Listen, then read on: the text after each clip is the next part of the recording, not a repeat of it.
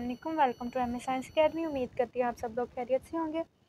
आज हम करेंगे 9th class mathematics chapter number 1 और उसकी exercise 1.6।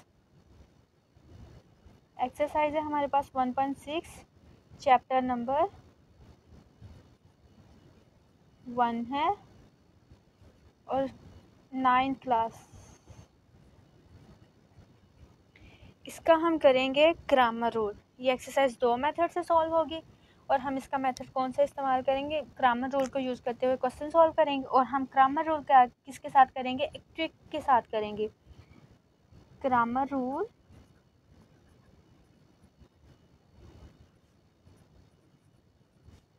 With a trick.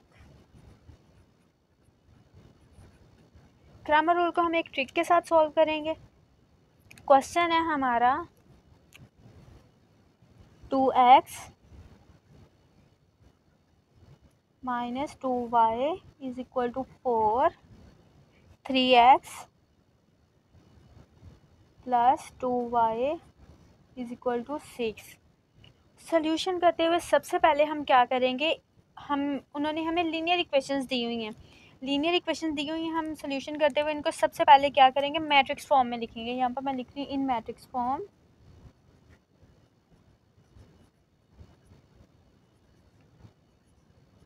Matrix form में लिखने का हमारा रूल ये होता है कि हमने पहले एक कॉलम में एक्स के कोएफिशिएंट लिखने होते हैं। एक्स के कोएफिशिएंट यहाँ पर क्या है, इस एक्स का कोएफिशिएंट है 2 और इस एक्स का कोएफिशिएंट है 3। तो यहाँ पर लिखेंगे पहले कॉलम में एक्स के कोएफिशिएंट लिखने 2 और 3 आ जाएगा। फिर दूसरे कॉलम में हमने लिखने होते वाई के कोएफिशिएंट। यहाँ पर वाई का कोएफिशिएंट क्या है, -2। अगर माइनस होगा तो हमने उसको लिखना है, अगर प्लस हो लिखें या ना लिखें इशू नहीं है। यहाँ पर वाई का कोएफिशिएंट क्या है, +2, तो मैं यहाँ पर लिख रही हूँ 2। सेकंड मैट्रिक्स में हम क्या लिख लेंगे, जो हमारे पास वेरिएबल यूज़ हो रहे होंगे इक्वेशन में हम वो लिख लेंगे। यहाँ पर वेरिएबल कौन सा x है, यहाँ पर वेरिएबल कौन सा है, y है। इज इक्वल उन्होंने किसके दिया हुआ है, 4 और 6 के। इसको हम एज इट इज़ मैट्रिक्स में लिख लेंगे 4, 6। ये हमारे पास कौन सी फॉर्म बन गई है, मैट्रिक्स फॉर्म बन गई है। मैट्रिक्स फॉर्म बन गई। ये हमारे पास जो मैट्रिक्स होता है ये A है, ये हमारे पास x है, ये हमारे पास b है। बेसिकली हमने सॉल्व आउट करके करना क्या है, जो हमारे पास अननोन वेरिएबल है ना, x की जो मैट्रिक्स है x और y, हमने उनकी वैल्यूज़ निकालनी है। उनकी वैल्यूज़ निकालने से सबसे पहले हम क्या करेंगे, हम ये चेक करेंगे कि हमारा क्वेश्चन सोल्यूशन के लिए काबिल है या नहीं है, सोल्यूशन इसका पॉसिबल है या नहीं है। उसको हम चेक करने के लिए क्या करेंगे, जो हमारे पास A मैट्रिक्स है उसका हम डिटर्मिनेंट लेंगे। तो हमारे पास A मैट्रिक्स क्या है, 2 -2, ये 2 है, 3 2। इसका डिटर्मिनेंट लेंगे। डिटर्मिनेंट लेने से पहले हम डिटर्मिनेंट बार में लिखेंगे इसको। ये मैं लिख रही हूँ डिटर्मिनेंट बार में 2 -2 3 2।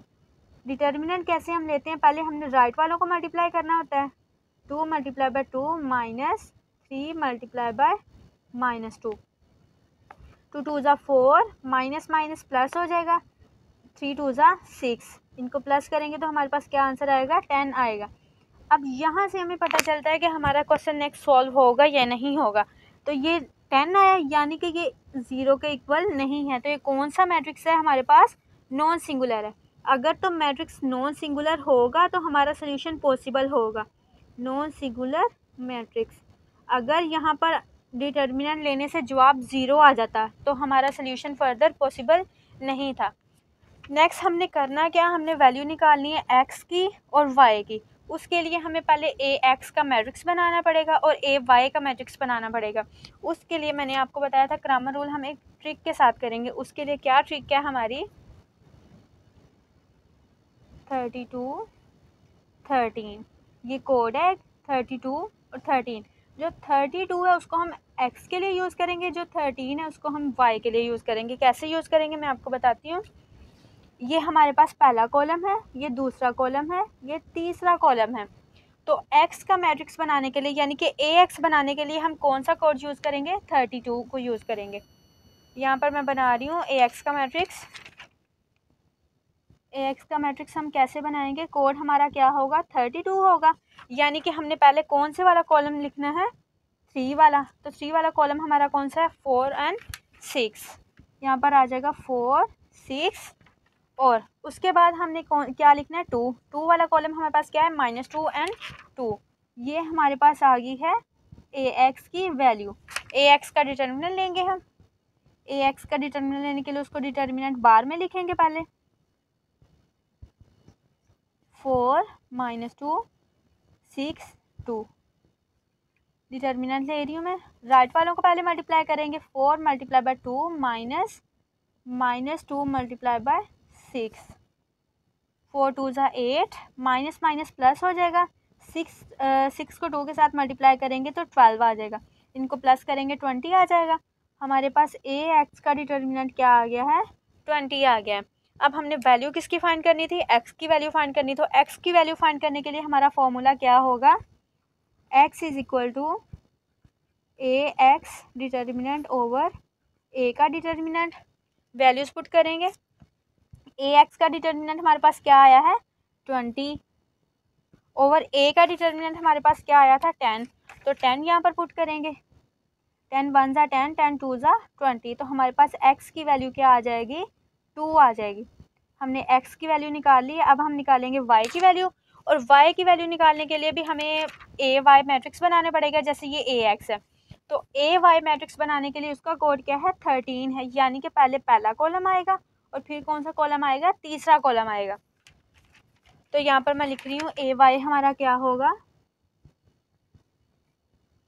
पहले हमने पहला कॉलम लिखना है। पहला कॉलम हमारा क्या है, 2 एंड 3।